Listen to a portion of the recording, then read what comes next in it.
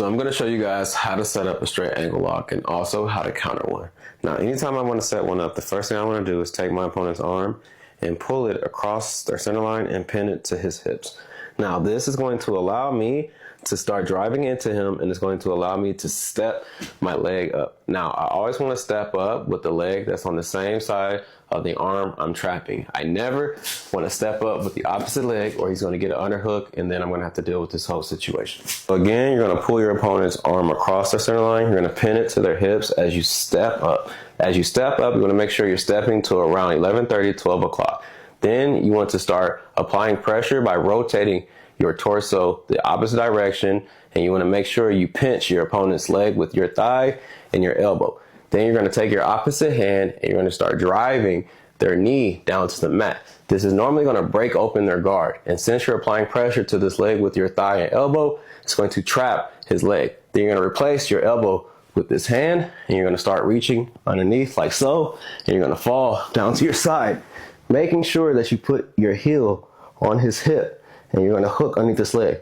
If you don't have this heel on his hip, all he has to do is clear it and he's out.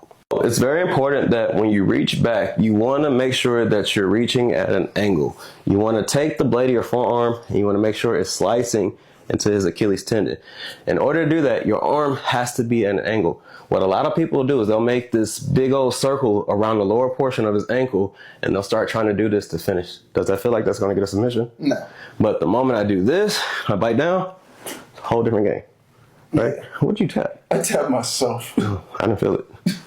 Oh, you tapped me that time. So again, you're going to pull the arm across, pin to him, you're going to step up, rotate, you're going to push his leg down as you keep this leg trapped. You're going to swap out your elbow for this hand. You're going to shoot the blade of your forearm underneath the Achilles tendon as you fall down to your side and pinch.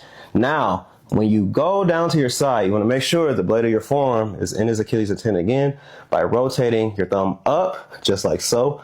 Then you're going to grab your hand to drive your forearm into his Achilles tendon even more. You're going to post up on your elbow, scoot back to start elongating the tendons and ligaments of his ankles, and then you're going to start driving your hips forward, and you're going to start driving your forearm into his Achilles tendon, like so. How's that? It hurts. Good. Now let's say I start going for my straight ankle lock. I step up, I rotate, and I start pushing his guard open. The moment he feels me start going for this, he needs to point his toes to the air, and that's going to make it harder for me to finish this motion. Then from here, he wants to clear his foot off his hip and start escaping, and that's how you escape a straight ankle.